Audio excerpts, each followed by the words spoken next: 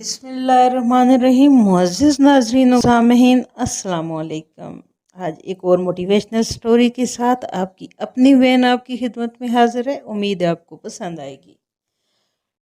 کہانی کا نام ہے خوبصورت چہرے کے پیچھے۔ اگر خوبصورتی کی بات کی جائے تو ریحانہ تو پھر پریوں کے دیش سے آئی ہوگی۔ چل چھوڑ، تم کیا روز روز ریحانہ کے گیت گاتے رہتے ہو؟ میری جگری دوست سلطان نے مجھے کمر پر زور سے مارتے ہوئے کہا۔ تم اپنی محبت کا اظہار کب کرو گے؟ شادی کب کرو گے؟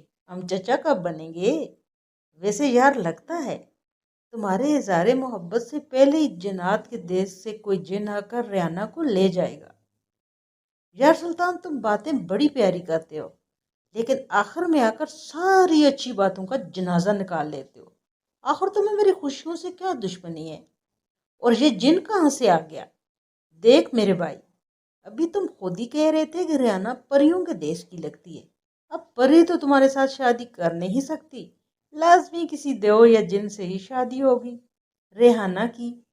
ویسے پتہ نہیں تمہیں شادی میں بلایا بھی جائے گا یا نہیں، یہ سوچ سوچ کے میں پریشان ہو رہا ہوں۔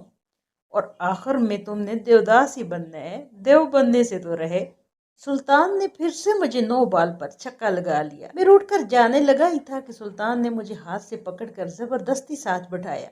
دیکھ میرے دیوداس، سوری میرے پیارے بھائی کمال، اگر تم واقعی میں ریحانہ کو چاہتے ہو تو میں تمہاری اماں سے بات کر لوں گا کہ اگر ریحانہ کسی اور کی ہو گئی تو جمال دیوداس بن جائے گا، مطلب جمال کی دنیا اجڑ جائے گی۔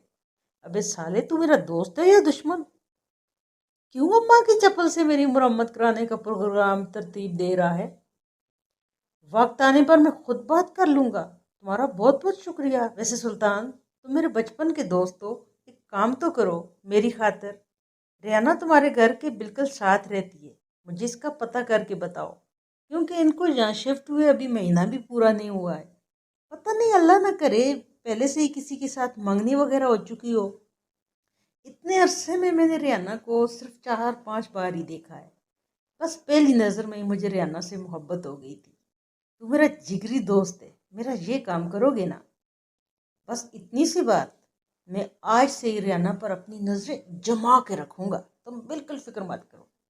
اچھا کمال داس، اب ہمیں چلنا چاہیے اپنے اپنے گھروں کو، تمہارا کام بھی تو کرنا ہے۔ ہم اپنے گھروں کو چل دیے۔ کھانا کھاتے ہوئے دل میں کئی بار خیال آیا کہ اماں سے ریحانہ کے بارے میں بات کروں، لیکن میری نظریں اماں کے جوتوں پر پڑ جاتی اور میں آج ویسے بھی جوتے کھانے کے موڈ میں نہیں تھا۔ لیکن سوچا سلطان کی خبر تک دل پر جبر کر لیتے ہیں۔ اگلے دن میں سلطان کا بے صبری سے انتظار کر رہا تھا۔ سلطان نے آنے میں دیر کر دی تھی۔ سلطان کو دور سے آتا دیکھ کر میں اس کی طرف بھاگا اور پہلا سوال ہی اپنے کام کے متعلق کیا۔ ابھی مجنوں رانجھے میاں وال کے مکس اچار، تھوڑا صبر کر، بیٹھ کے بات کرتے ہیں۔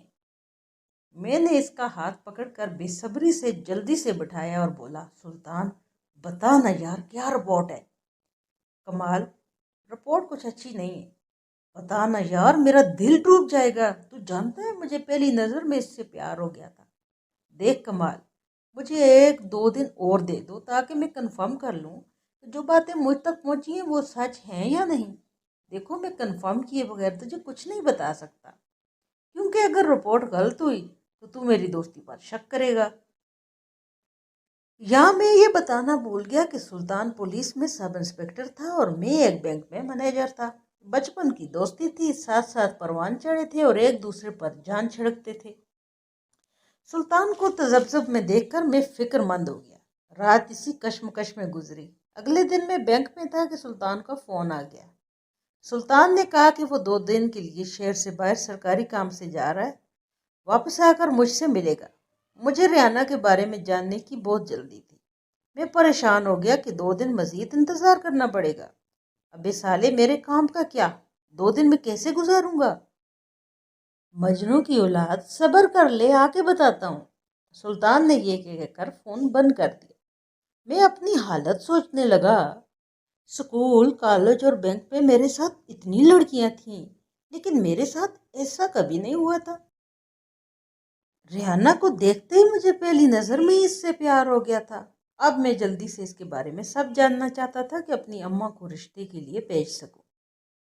2 دن بعد سلطان شہر سے واپس آ گیا۔ ہم اپنی مخصوص جگہ پر جا بیٹھے۔ سلطان کچھ پریشان نظر آ رہا تھا۔ یار کمال، تو ریانہ کے بارے میں سوچنا چھوڑ دے، سلطان نے کہا۔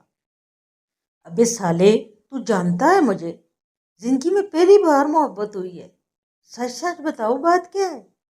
میرے کافی مجبور کرنے کے بعد سلطان نے ریانہ کے خوبصورت چہرے کے پیچھے چھپے رازوں سے پردہ اٹھانا شروع کر دیا۔ سن کمال، ریانہ کا اپنا نام رخسانہ ہے، لیکن ہر دفعہ جب وہ نئے شہر شفٹ ہو جاتی ہے تو اس کا نام بھی چینج ہو جاتا ہے۔ ریانہ نہ صرف شادی شدہ ہے بلکہ اب تک وہ 5 شادیاں کر چکی ہے۔ ریانہ کی ماں شروع سے ہی ٹھیک عورت نہیں تھی، جسم فروشی کا دھندا کرتی تھی۔ پھر اس نے اپنی بیٹی کے ساتھ مل کر امیر لوگوں کو لوٹنے کا کام شروع کر دیا۔ ریانہ شہر کے کسی امیر زادے کو اپنی محبت میں پھنسا لیتی ہے، اس سے شادی کرتی ہے اور پھر چند دن اس کے ساتھ رہ کر سونا چاندی زیورات وغیرہ لے کر وہاں سے فرار ہو جاتی ہے۔ جو چیز ہاتھ لگتی ہے لے کر اگلے شہر واردات کرنے پہنچ جاتی ہے۔ میں نے تم سے 2 دن کا ٹائم اس لیے مانگا تھا کہ تمہیں مکمل تفصیلات سے آگاہ کر سکوں۔ میں نے کسی طرح راہ چلتے ریانہ کی تصویر بنا لی تھی اور میں وہی تصویریں لے کر قریب و دور کے تھانوں میں معلومات حاصل کرنے گیا تھا۔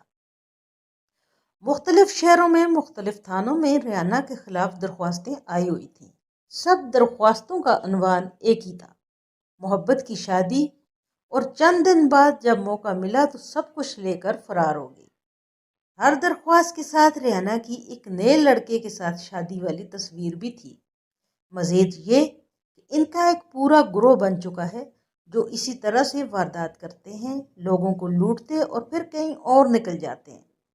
تو جناب، ریانہ اب تک 5 شادیاں کر چکی ہے اور پولیس کو مطلوب ہے۔ سلطان جیسے جیسے خوبصورت چہرے کے پیچھے چھپے راز کھول رہا تھا، میں حیران و پریشان ہو رہا تھا۔ کمال، میری پوسٹنگ اپنے شہر میں ہو گئی ہے۔ میں کل صبح یہاں تھانے میں چارج لوں گا اور اگلے ہی دن ان لوگوں کو گرفتار کر لوں گا۔ میں حیران پریشان سلطان کو دیکھ رہا تھا اور سلطان مجھے کمال داس کہہ کر چھیڑ رہا تھا۔ واقعی میں مجھے شرمندگی محسوس ہو رہی تھی کہ صرف خوبصورت چہرے کو دیکھ کر عشق کر بیٹھا۔ یہ تو سلطان کی نیکی ہے جس نے مجھے خوبصورت چہرے کے پیچھے چھپے راز سے آگاہ کر دیا۔ میرے عزیزو، اس سے ہمیں یہی سبق ملتا ہے کہ ہر چمکتی چیز سونا نہیں ہوتی۔ اپنا ڈھیر سارا خیال رکھیے گا، مجھے اپنی دعاؤں میں یاد رکھیے گا۔ ویڈیو کو لائک کیا کریں، چینل کو سبسکرائب کر دیں۔ اپنی بہن کو سپورٹ کرنے کا بہت شکریہ۔ اللہ نگہبان۔